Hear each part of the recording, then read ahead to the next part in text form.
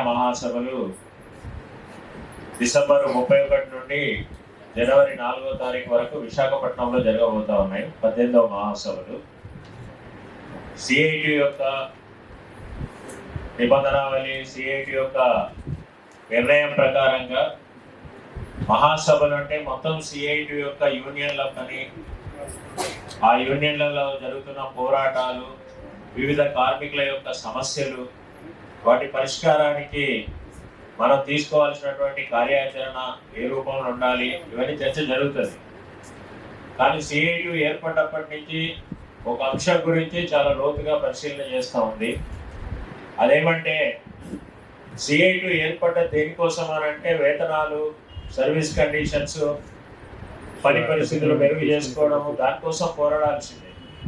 కానీ దాని వరకే పరిమితం కాదు సిఐటి. ఈ సమాజంలో ఉండేటువంటి ఉత్పత్తిని శ్రామికులు తమ శ్రమ ద్వారా ఉత్పత్తిని చేస్తూ ఉన్నారు. ఆ ఉత్పత్తి ద్వారా లాభం వస్తూ ఉంది. ఆ లాభాన్ని కొద్దిమంది పెట్టుబడి పెట్టినటువంటి వ్యక్తులు తమ సొంతం చేసుకునేటువంటి పద్ధతి ఉంది. కాబట్టి శ్రమకు కేవలం వేతనం రూపంలో చెల్లించడం తప్ప శ్రామికుని యొక్క పాత్ర ఈ ఉత్పత్తిలో కీలకమైంది. శ్రమ లేకపోతే ఉత్పత్తి లేదు, ఉత్పత్తి లేకపోతే సమాజం యొక్క పురోగమనం లేదు. ఈ మొత్తం సమాజం యొక్క పురోగమనమే ఉత్పత్తి మీద ఆధారపడి ఉంటుంది. మరి అట్లాంటి ఉత్పత్తిలో అత్యంత కీలకమైనటువంటి శ్రమ చేసేటువంటి వాళ్ళను శ్రమ ఏ రూపంలోనే చేయొచ్చు. అది నైపుణ్యంతో కూడిన శ్రమ కావచ్చు, నైపుణ్యం లేని శ్రమ కావచ్చు, మానసిక శ్రమ కావచ్చు, శారీరక శ్రమ, అనేక రూపాలలో ఉంటుంది శ్రమ. కానీ శ్రమ యొక్క పాత్రను గుర్తించి దానికి తగినటువంటి స్థానం కల్పించకుండా కేవలము వేతనాల ద్వారా శ్రామికులను చూసేటువంటి పద్ధతి ఏదైతే ఉందో ఇది ఒక దోపిడీ పద్ధతి. అందుకని శ్రామికులే పరిపాలకులుగా వచ్చేటువంటి ఒక వ్యవస్థ రావాలి. శ్రమకు ఆధిపత్యం ఉండాలి, పెట్టుబడికి కాదు, శ్రమకు ఆధిపత్యం ఉండాలి అని సిఐటి భావిస్తూ ఉంది. అలాంటి సమాజం రావాలంటే ఇప్పుడున్న ఈ వ్యవస్థలో మార్పు రావాలి. ఈ వ్యవస్థ మారి శ్రామికులకు అందరికీ సమాన అవకాశాలు ఉండేటువంటి ఒక కొత్త సమాజం, నూతన సమాజం రావాలి. ఆ నూతన సమాజానికి శ్రామిక వర్గమే పాలక వర్గంగా ఉండాలి. ఇది సిఐటి యొక్క సిద్ధాంతం. మరి ఇది అమలు జరగాలంటే ఈ పోరాటం చాలా పెద్ద పోరాటం చేయాలి. దేశంలో ఉండేటువంటి కోటాను కోట్ల మంది కార్మికులను, కొంతమంది వివిధ సంఘాల వెనకాలన్నారు, కొంతమందికి అసలు యూనియన్లే లేనటువంటి పరిస్థితి ఉంది. ఈ మొత్తం కార్మికుల్ని ఒక వర్గంగా మనము వాళ్ళందరినీ కూడా ఆర్గనైజ్ చేసినప్పుడు, అట్లా ఒక సంఘాన్ని నిర్మించినప్పుడు, ఒక ఉద్యమాన్ని నిర్మించినప్పుడు ఈ మార్పు సాధ్యమవుతుంది. మరి అట్లాంటి శ్రామికుల యొక్క దోపిడీకి వ్యతిరేకంగా జరిగేటువంటి ఉద్యమంలో మహిళల యొక్క పాత్ర ఏమిటి అనేది కూడా ఒక చర్చ. మహిళలు కూడా పురుషుల్లాగానే శ్రమ చేస్తారు కాబట్టి శ్రామికులు అవుతారు. మరి ఆ శ్రామికుల్లో ఇవాళ మహిళలు, పురుషులు అనేటువంటి ఈ లింగ భేదం ఏదైతే ఉందో దీన్ని కూడా దోపిడీకి సాధనంగా పాలక వర్గాలు, యజమానులు వాడుకుంటున్నటువంటి పరిస్థితి ఉంది. అందుకని ఆ పాలక వర్గాల యొక్క, యజమానుల యొక్క దోపిడీకి వ్యతిరేకంగా శ్రమ చేసేటువంటి మహిళల్ని ఒక ప్రత్యేకమైన దృష్టితోటి వాళ్ళ సమస్యల్ని అర్థం చేసుకొని ఆ సమస్యల పరిష్కారానికి అవసరమైనటువంటి కార్యాచరణను రూపొందించి ఆ కార్యాచరణను అమలు చేయడానికి అవసరమైన నిర్మాణాన్ని ఏర్పాటు చేసుకోవడం ఒక ముఖ్యమైన అంశంగా సిఐటి భావిస్తూ ఉంది.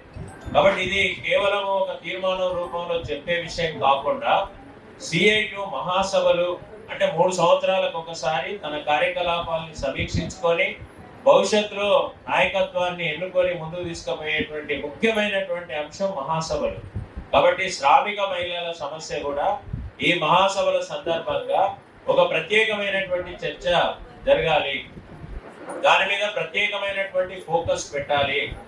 అందరిలో కలిపేసి పురుషులు, స్త్రీలు అందరూ ఉన్నటువంటి ప్రతినిధులలో ఈ అంశాన్ని చర్చకు తీసుకోగలిగితే మహిళా సమస్యలకు న్యాయం జరగదు. కాబట్టి మహాసభల కంటే ముందు పనిచేస్తున్నటువంటి వాళ్ళు, శ్రామిక మహిళలు ఎవరైతే ఉన్నారో వాళ్ళ యొక్క ప్రత్యేక సమస్యల మీద మనం దృష్టి పెట్టి చర్చించి ఆ సమస్యలు ఏమిటి అనేటువంటిది కూడా మనం వాటిని గమనించి ఆ సమస్యల పరిష్కారానికి అవసరమైనటువంటి పోరాట మార్గాన్ని కూడా నిర్ణయించుకోవడం అనేది చాలా ముఖ్యమైన సందర్భం. అందుకనే శ్రామిక మహిళల యొక్క సదస్సు ప్రత్యేకంగా జరపాలి, ఇది సిఐటి యొక్క నిర్ణయం. ఇప్పుడు ఆల్ ఇండియా మహాసభ తేదీలు నిర్ణయమైనాయి కాబట్టి ఆల్ ఇండియా మహాసభ కంటే ముందే మన సిఐటిలో పనిచేస్తున్నటువంటి శ్రామిక మహిళలది ఒక ప్రత్యేకమైనటువంటి సమావేశం జరగాలి. దాన్ని కన్వెన్షన్ అంటున్నాం, సదస్సు అంటున్నాం. ఆ సదస్సు దేశంలో ఉండేటువంటి 28 రాష్ట్రాల నుంచి కూడా మహిళలు మహిళలు అంటే అందరు మహిళలు రావడం సాధ్యం కాదు.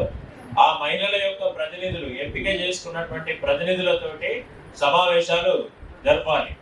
మరి ఆల్ ఇండియా మహాసభ విశాఖపట్నంలో ఉంది కాబట్టి ఈ కన్వెన్షన్ వేరే దగ్గర జరపాలి, విశాఖపట్నంలో కాకుండా జరపాలి. మరి ఆల్ ఇండియా సిఐటి నాయకత్వం మన తెలంగాణ రాష్ట్ర కమిటీని కోరింది, మీరు హైదరాబాద్లో జరపండి. హైదరాబాద్లో జరిగితే అందరికీ రావడానికి కానీ ఒక సెంటర్ పాయింట్ ఉంటుంది అని చెప్పేసి మనల్ని అడిగారు. ఇక్కడ ఆఫీస్ బేరర్స్ మన రాష్ట్ర కమిటీ కూడా చర్చించి మనం హైదరాబాద్లో ఈ కన్వెన్షన్, ఈ సదస్సు శ్రామిక మహిళలు దేశం మొత్తం నుంచి వస్తున్నటువంటి శ్రామిక మహిళల ప్రతినిధుల యొక్క సమావేశాన్ని హైదరాబాద్లో జరపడానికి సిఐటి నిర్ణయం తీసుకుంది. అయితే ఈ సమావేశం ఎప్పుడు? ఇది నవంబర్ 1-2 తారీఖుల్లో హైదరాబాద్లో ఈ సమావేశం ఉంటుంది. సుమారుగా ఒక 400 మంది ప్రతినిధులు దేశం మొత్తం నుంచి కూడా ఈ సమావేశంలో పాల్గొనడానికి ఇక్కడికి వస్తారు. ఆ సమావేశం 2 రోజులు ఇక్కడే జరపడం అని అంటే ఏదో కొంతమందిని పిలిచి మీటింగ్ పెట్టి పంపించడం కాకుండా ఈ సందర్భాన్ని ఉపయోగించుకొని అసలు శ్రామిక మహిళలు ఏ రకంగా వాళ్ళ సమస్యలు ఉన్నాయి, శ్రామిక మహిళలు ఏ యూనియన్లలో ఉన్నారు, శ్రామిక మహిళలు ఏ రకమైన పనులలో ఉన్నారు, ఆ పనులలో ఉండేటువంటి మహిళలకు ఇవాళ ఒక రకంగా వేతనాల సమస్య ఏ రకంగా ఉంది, వేతనాలే కాకుండా పని ప్రదేశంలో ఉండాల్సినటువంటి సౌకర్యాలు, మహిళలుగా కొన్ని ప్రత్యేక అవసరాలు ఉంటాయి. ఆ ప్రత్యేక అవసరాలని దృష్టిలో పెట్టుకొని కూడా ఏమేమి సౌకర్యాలు ఉండాలో కార్మిక చట్టాలు చెప్తా ఉన్నాయి. ఉదాహరణకి ఇవాళ ఫ్యాక్టరీ యాక్ట్ చెప్తుంది మహిళలు, ఇప్పుడున్న ఫ్యాక్టరీ యాక్ట్ 6 గంటల తర్వాత మహిళలు పనిచేయడానికి లేదంటున్నాం. ఒకవేళ పని చేయాల్సి వస్తే ఫ్యాక్టరీ ఇన్స్పెక్టర్ యొక్క అనుమతి తీసుకోవాలి, వాళ్ళకి పని ప్రదేశంలో భద్రత ఉండాలి. అట్లాగే ఇంటి నుండి పని ప్రదేశానికి, పని ప్రదేశం నుంచి మళ్ళీ ఇంటికి తీసుకుపోవడానికి అవసరమైన రవాణా సదుపాయం ఇవ్వాలి. అట్లాగే వాళ్ళ భద్రత కోసం అవసరమైన సెక్యూరిటీని పెట్టాలి. ఇట్లా అనేక అంశాలు ఉన్నాయి. అట్లాగే ఏదైనా ఒక కంపెనీలో మహిళలు పనిచేస్తున్నారు అని అంటే వాళ్ళకు ప్రత్యేకమైనటువంటి టాయిలెట్స్ ఉండాలి, అక్కడ క్రెచ్ సౌకర్యం ఉండాలి. ఇవన్నీ కొన్ని చట్టబద్ధంగా కార్మిక వర్గం పోరాడి సాధించుకున్నటువంటి హక్కులు ఉన్నాయి. సరే, ఇప్పుడు ఆ హక్కులన్నింటినీ బలహీనం చేయడం కోసం కేంద్రంలో ఉన్నటువంటి ప్రభుత్వం ప్రయత్నం చేస్తూ ఉంది. దానికి లేబర్ కోడ్స్ రూపంలో ఆ కార్మిక చట్టాన్ని బలహీనం చేసి మహిళలు కూడా 12 గంటలు పనిచేయొచ్చు, ఏ నిబంధనలు పాటించాల్సిన అవసరం లేదు, ఎవరి అనుమతులు తీసుకోవాల్సిన అవసరం లేదు అని యజమానులకు స్వేచ్ఛనిచ్చేటువంటి పరిస్థితి ఇప్పుడు కొత్త చట్టాల ద్వారా తీసుకొస్తా ఉన్నారు. కాబట్టి ఇవన్నీ మనం అర్థం చేసుకోకపోతే పనిచేసేటువంటి చోట్ల, అది కంపెనీ కావచ్చు, లేదా స్కీమ్ వర్కర్స్ రూపంలో కావచ్చు, లేదంటే ఆఫీసులు కావచ్చు, ఎస్టాబ్లిష్మెంట్స్ కావచ్చు, లేదంటే అసంఘటిత రంగంలో ఉండేటువంటి మహిళలు కావచ్చు, లేదా ఇవాళ ప్రభుత్వంతో లింక్ ఉన్నటువంటి పనులు, ఉదాహరణకు పారిశుద్ధ్య పనులలో పనిచేసే మున్సిపల్, గ్రామ పంచాయతీలో మహిళలు కావచ్చు. మహిళ అనేటువంటి మహిళా కార్మికురాలిగా, మహిళా ఎంప్లాయీగా, మహిళా ఉద్యోగిగా వాళ్ళు ఎదుర్కొంటున్నటువంటి ప్రత్యేక సమస్యలు, ఆ పని ప్రదేశానికి సంబంధించినటువంటి అంశాలు ఏ రకంగా ఉన్నాయి అనేటువంటిది మనం అధ్యయనం చేయాలి. ఆ సమస్యల్ని గుర్తించాలి. ఈ సమస్యల్ని పరిష్కారం చేసేటువంటి బాధ్యత సిఐటి తీసుకోవాలి. ఇది కేవలం శ్రామిక మహిళలకు వదిలేయడం కాదు, ఆ యూనియన్ తీసుకోవాలి. ఆ యూనియన్ దృష్టికి సమస్య వచ్చేట్టుగా చేయాల్సినటువంటి బాధ్యత ఈ శ్రామిక మహిళల్లో ఉండేటువంటి సమన్వయ కమిటీలు కానీ, నాయకత్వం కానీ ఆ రకమైనటువంటి ప్రయత్నాలు చేయాలి. ఇది ఒక అంశం. రెండో అంశం, ఇవాళ ఆర్థిక దోపిడీ జరుగుతూ ఉంది. ఇవాళ సమాన పనికి సమాన వేతనం కావాలి అనేది చట్టం ఉంది, కానీ మహిళలు చేసేటువంటి పనులకు తక్కువ వేతనాలు ఇచ్చేటువంటి పరిస్థితి. ఈవెన్ అసంఘటిత రంగంలో అయితే స్పష్టంగా కనబడుతుంటది. పురుషుడు మహిళ ఇద్దరు కూలీలుగా ఉన్నారనుకోండి, ఉదాహరణకి పురుషుడికి ఒక కూలీ ఉంటది, మహిళ అయితే తక్కువ కూలీ ఉండే పరిస్థితి ఉంటుంది. అంటే వేతనాలు చెల్లించే విషయంలో కూడా ఎక్కడన్నా యూనియన్స్ ఉండి ఒప్పందాలు జరిగి అక్కడ ఫలానా వేతన స్కేల్ ఉంటది, గ్రేడ్ ఉంటది, ఆ పని చేసే వాళ్ళు ఆ గ్రేడ్ లోనే ఫిక్స్ అవ్వాలి అని చెప్తే తప్ప, అంత సంఘటితంగా ఆర్గనైజ్డ్ గా ఉండేటువంటి ప్రదేశాల్లో తప్ప మిగతా చోట్ల మహిళలు అని అంటే తక్కువ వేతనం ఇచ్చి పనిచేసే పరిస్థితి. ఇప్పుడు హైదరాబాద్ చుట్టూ ఉండేటువంటి పారిశ్రామిక ప్రాంతాలు క్లస్టర్స్ లో చూస్తున్నాం. ఇప్పుడు పెరిగిన ధరలు, జీవన వ్యయం ఇవన్నీ దృష్టిలో పెట్టుకున్న తర్వాత వేతనాలకు సంబంధించి చూసే పద్ధతి ఇది కూడా ఈరోజు ఒక దోపిడీ పద్ధతి కొనసాగుతూ ఉంది. శ్రమ దోపిడీ జరుగుతూ ఉంది, శ్రమకు తగిన విలువ రావట్లేదు అనేది అందరి సమస్య. ఇది పురుషుల సమస్య, మహిళల సమస్య. కానీ మహిళలకు అంతకంటే కూడా తక్కువ వేతనాలు ఇచ్చి పనిచేయించుకోవడానికి యజమానులు అలవాటు పడుతున్నటువంటి పరిస్థితి. మహిళలు కూడా ఏదో ఒక పని దొరుకుతుంది కదా అని చెప్పేసి వాళ్ళ పనులలోకి వెళ్ళేటువంటి పరిస్థితి కనబడుతూ ఉంది. అందుకని ఈ పద్ధతి పోవాలి. ఒక డిగ్నిఫైడ్ వేజ్ అనేటువంటిది, అంటే శ్రమకు గౌరవం ఉండాలి. లేబర్, డిగ్నిటీ ఆఫ్ లేబర్ అంటాం. Dignity of labour, dignity of wages. ఆ వేజెస్ కూడా మనకు రావాల్సిన వేతనాలు కూడా గౌరవప్రదమైనటువంటి వేతనాలు ఉండాలి. ఇది వేతనాలకు సంబంధించిన సమస్య. అందుకని పని ప్రదేశం ఒక సమస్య అవుతే, వేతనాలు పొందడము, వేతనాల కోసం ఫైట్ చేయడం అనేటువంటిది రెండవ సమస్య.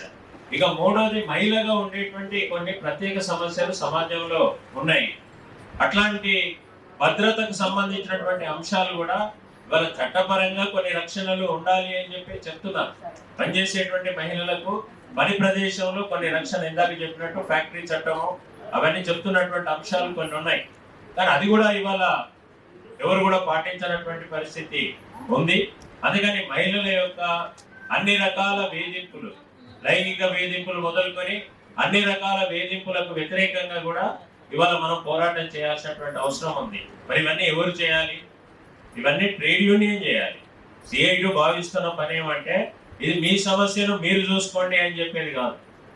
ఇవాళ సమస్య మీది, మీరే పరిష్కారం చేసుకోండి అని కాదు. ఆ సమస్యతోటి బాధపడుతున్నటువంటి వాళ్ళను గుర్తించి వాళ్ళని చైతన్యం చేసి వాళ్ళని సంఘంలోకి తీసుకురావడం కోసం ఒక ప్రత్యేకమైనటువంటి శ్రద్ధ ఉండాలి. ఇది అందరూ కార్మికులకు ఇచ్చినట్టుగా ఒక జనరల్ అప్పీల్ ఇస్తే ఆ రకంగా మహిళలు వచ్చే అవకాశాలు ఉండవు. కాబట్టి దీనికోసం ప్రత్యేక దృష్టితోటి పనిచేయాలి. ఇప్పుడు ఉదాహరణకి ఈ సమావేశానికి రావాలని కొంతమందికి ఆహ్వానం పంపాం. మీరందరూ కూడా సిఐటిలో రకరకాల బాధ్యతల్లో ఉన్న వాళ్ళు ఉన్నారు, యూనియన్లలో రకరకాల బాధ్యతలు ఉన్న వాళ్ళు ఉన్నారు. కానీ మేము మీకు ఒక సర్క్యులర్ ఇచ్చినంత మాత్రాన్ని ఇక్కడికి వచ్చేవాళ్ళు కాదు కదా. ఆ జిల్లా నాయకత్వానికి చెప్పాం. ప్రత్యేకంగా ఇగో మన కమిటీలలో ఉండేటువంటి కామ్రేడ్స్, మహిళా వాళ్ళు రావాలి ఇక్కడికి అని చెప్పాం. వాళ్ళు మనతో పాటు నాయకులు కూడా ఉన్నారు. అక్కడ అనేక ఏర్పాట్లు చేసుకున్నాం, రవాణాతో సహా అనేక ఏర్పాట్లు చేసుకున్నాం. కొంత ప్రత్యేకమైన దృష్టి పెడితే ఈ సమావేశానికి మనందరం రాగలిగాం. కానీ మనం ఏదో ఒక యథాలాపంగా ఒక నోటీసులు ఇచ్చి సమావేశాలకు పిలిచే పద్ధతి ఉంటే అట్లా సాధ్యమయ్యేటువంటి పరిస్థితి ఉండదు. కాబట్టి మహిళా నాయకత్వంలోకి తీసుకురావడం అనేది కూడా ఒక సమస్య. మన సిఐటిలో మహిళలు పురుషులు కలిసి పనిచేస్తున్నటువంటి యూనియన్లలో మరి మహిళల్ని కమిటీలోకి, ఆఫీస్ బేరర్స్ లోకి తీసుకోవాలి అంటే వాళ్ళు మీటింగ్లకు రారులే, వాళ్ళ పెద్ద సంఖ్య తక్కువ ఉందిలే అని చెప్పేసి ఇట్లా మాట్లాడేటువంటి అవకాశాలు ఉన్నాయి. కానీ మనకు మహిళల్ని కూడా నాయకత్వంలో అభివృద్ధి చేయాలి. ఎందుకు చేయాలి? సమాజంలో ఇవాళ సగభాగంగా ఉండేటువంటి జనాభాను వదిలేసి ఈ సమాజ మార్పు గురించి ఆలోచించడం అంటే అర్థం లేని విషయం.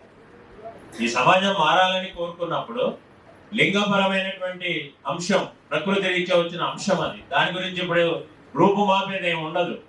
కానీ ఆ మహిళల్ని కూడా ఈ మొత్తం పోరాటంలోకి, మార్పులోకి, సమాజం కోసం, సమాజం మారాలి అనేటువంటి ఈ ప్రక్రియలోకి తీసుకురావాలి అని అంటే కొంత ప్రత్యేకమైనటువంటి శ్రద్ధతోటి, ప్రత్యేకమైన దృష్టితోటి, ప్రత్యేకమైన ప్రణాళికతోటి మనం పనిచేయగలిగితేనే సాధ్యమవుతుంది. కాబట్టి మన నాయకత్వంలోకి కూడా ఆ రకమైన ప్రత్యేకమైన అంశంగా ఉండాలి. అంటే ఏదో రిజర్వేషన్ అని కాదు పాయింట్. లేకపోతే పని చేసేటువంటి కామ్రేడ్స్ గుర్తించి ఆ రకంగా మనం కమిటీలోకి, ఆఫీస్ బేరర్స్ లోకి తీసుకురావాల్సినటువంటి అవసరం ఉంది. ఇప్పుడు కొన్ని యాజమాన్యాలు కూడా, ముఖ్యంగా పౌరజాతి కంపెనీలు, వీళ్ళందరూ ఉత్పత్తిలోకి వచ్చిన తర్వాత ఒక మాట మాట్లాడుతున్నారు, డైవర్సిటీ అంటున్నారు. అంటే మహిళల్ని కూడా మేము ఖచ్చితంగా మా ఎంప్లాయీస్ లో కొంతమందిని చూపించాలి, మాకు ఆ నిష్పత్తి ఉండాలి అని అంటున్నారు. మంచి అంశమే. వాళ్ళు ఎందుకు అంటున్నారు, వాళ్ళ అవసరాలు ఏంటి, వాళ్ళు నిజంగానే మహిళల యొక్క సాధికారత ఎంపవర్మెంట్ గురించి మాట్లాడుతున్నారా? ఇప్పుడు మనం అవన్నీ నెగిటివ్ ఆలోచించాల్సిన అవసరం లేదు. కానీ ఆ వచ్చినటువంటి సదవకాశాన్ని కూడా మనం వినియోగించుకొని ఎక్కువ మంది మహిళల్ని ఆ రకంగా వాళ్ళు ప్రొడక్షన్ లోకి, ఉత్పత్తిలోకి వచ్చేట్టుగా చూడడం. ప్రతి everything has price in this world అని మామూలుగా చెప్తుంటారు. ప్రతిదానికి ఒక విలువ ఉంటుంది. ఇవాళ మనం కోరుతున్నది ఏంటి, మహిళలు ఏ రకమైన శ్రమ చేసినా ఆ శ్రమకు కూడా విలువ ఉండాలి. ఇవాళ మనం మామూలుగా జీడిపి అంటుంటాం, మొత్తం దేశం యొక్క అభివృద్ధిని కొలవడానికి వాడేటువంటి పదం వింటుంటారు నేను.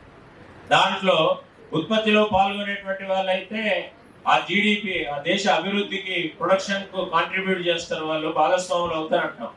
మరి కొన్ని రకాల పనులు ఉంటాయి. ఉదాహరణకి ఇంట్లో పనిచేసేటువంటి అంశాలు ఉంటాయి. ఆ మనం చేసే పనిని ఇంకెవరన్నా ఒక మనిషిని పెడితే దానికి డబ్బులు ఇవ్వాలి. కానీ అదే పని మనం చేస్తే మనకేం డబ్బులు ఉండవు కదా. మరి పని పనే కదా, ఏదైనా పని పనే, ఉత్పత్తి పనే.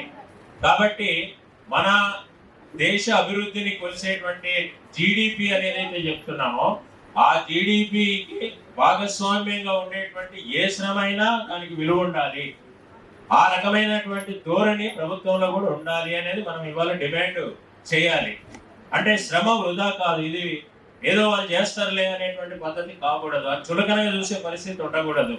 ఆ డిగ్నిటీ ఆఫ్ లేబర్ అనేటువంటిది మనం పెద్ద ఎత్తున ముందుకు తీసుకురావాలంటే ఉత్పత్తిలో పాల్గొంటున్న వాళ్ళు, శ్రామికులుగా ఉన్న వాళ్ళు, ఎంప్లాయీస్, శ్రామికులు అంటే ఏ పేరైనా కావచ్చు. ఇందాకే నేను చెప్పినట్టు మానసిక శ్రమ నుండి శారీరక శ్రమ చేసే వాళ్ళు ఎవరైనా ఇవాళ వాళ్ళ యొక్క సమస్యను ముందుకు తీసుకురాకుండా, వాళ్ళ యొక్క ఎగ్జిస్టెన్స్ ని, వాళ్ళ యొక్క ఉనికిని వాళ్ళు ముందుకు తీసుకురాకుండా ఎవరి మీదనో ఆధారపడి మన సమస్యలన్నీ పరిష్కారం అవుతాయి అనేటువంటి ధోరణిలో మనం ఉండకూడదు.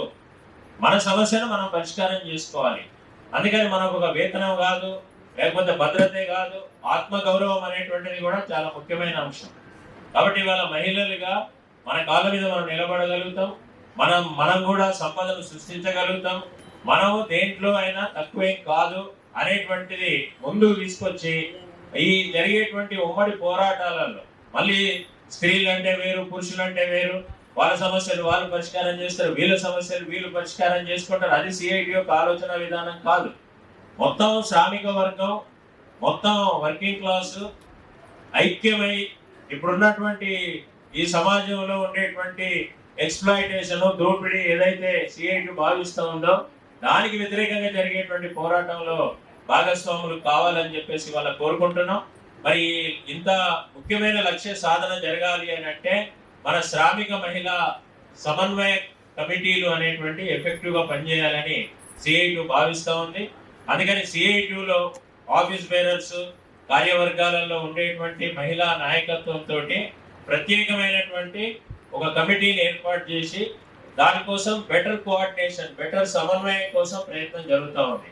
ఉదాహరణకు ఒక రాష్ట్ర కమిటీ సమావేశానికి పిలిస్తే ఆ రాష్ట్ర కమిటీలో ఉండేటువంటి మహిళా కమిటీ మెంబర్స్ తోటి ఒక సమావేశం ప్రత్యేకంగా జరిగి వాళ్ళు నేను ఇందాక చెప్పినటువంటి మహిళల సమస్యల్ని కూడా చర్చించి ఒక డాక్యుమెంట్ను, ఒక తీర్మానాన్ని ఆ జరిపేటువంటి రాష్ట్ర కమిటీ ముందుకు పెట్టాలి. పెట్టి రాష్ట్ర కమిటీని డిమాండ్ చేయాలి, ఈ సమస్యల్ని మీరు చర్చించండి, ఇది మన సమస్యలుగా పరిష్కారం చేయండి అని చెప్పే పద్ధతి ఉండాలి. ఇగో ఈ విధానం కోసమే అఖిల భారత స్థాయి నుండి కింద యూనియన్ స్థాయి వరకు కూడా ఈ రకమైనటువంటి సమన్వయం కోసం సిఐటి పనిచేస్తా ఉంది. కాబట్టి మనం సిఐటి శ్రామిక